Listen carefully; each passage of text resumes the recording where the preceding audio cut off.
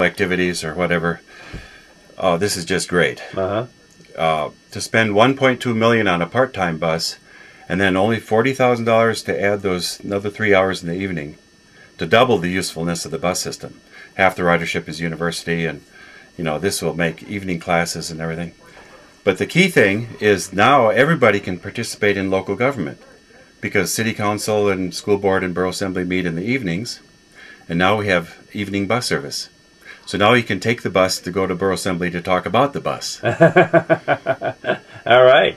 And so that's one of the things. And of course, we have bus service out here in North Pole that has increased a little bit from. And there's the little shuttle that runs around and meets the main bus in North Pole. So that's reached out to a lot more of the outlying areas here. Okay. I think maybe you want to put that microphone a little bit closer to your face there.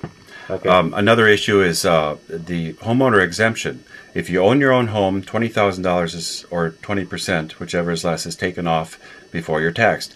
And there's a proposal to increase that to $50,000. Okay. So that would make it a lot easier for people to own their own home, and that's a very positive step. Okay. Now that's coming up for vote? No. On this ballot, October 2nd, will be the Borough Sales Tax. That's the only issue that's on there besides What is your feeling on the sales tax? That it shifts costs onto labor and hurts labor.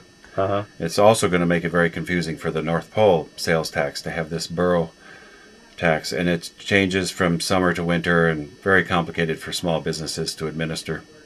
Of course, I've always stressed that we should just split the property tax off buildings to make it easier for people to improve their buildings, and that would mean higher on those vacant commercial lots, which would bring that land back into use. So our cities would become more efficient and such.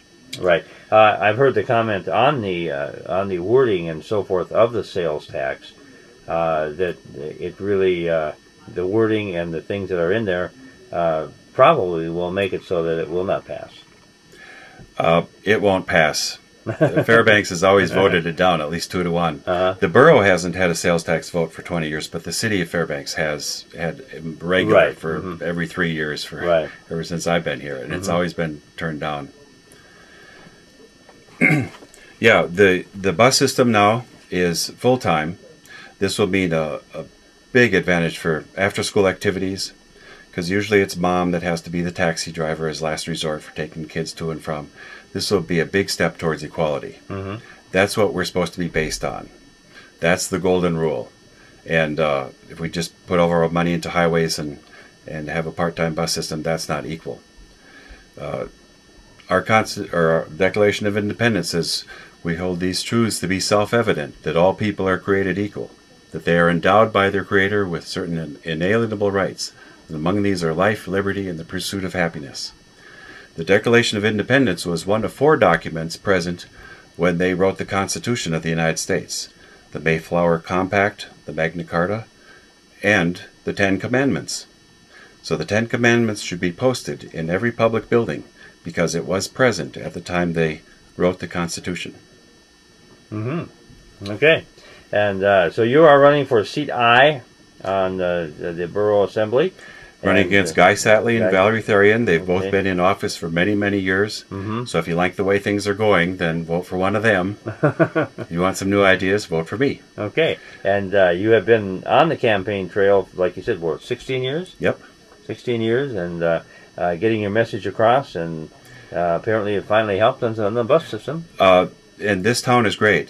The KJNP brought the debate in the evening that they have every year. It's just open, no agenda. People just call in questions. It's live.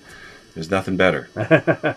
Okay. And your telephone number, if people want to get in contact with you. 457-3236. Okay. My webpage, daemiles.com. D-A-E is my first name. Daemiles.com. Not to be confused with Nelson Miles, who's also running for Fairbanks City Council. Okay. So anybody would like to get in contact with you, find out some more of your views, points, and so forth, that's the number to give a call. Yep, I believe that you should reap what you sow, that you should dwell where you build, so that we can live long in the land that the Lord has given us. Okay. Thank you. Okay, thank you very much. Dae Miles, who is running for seat I.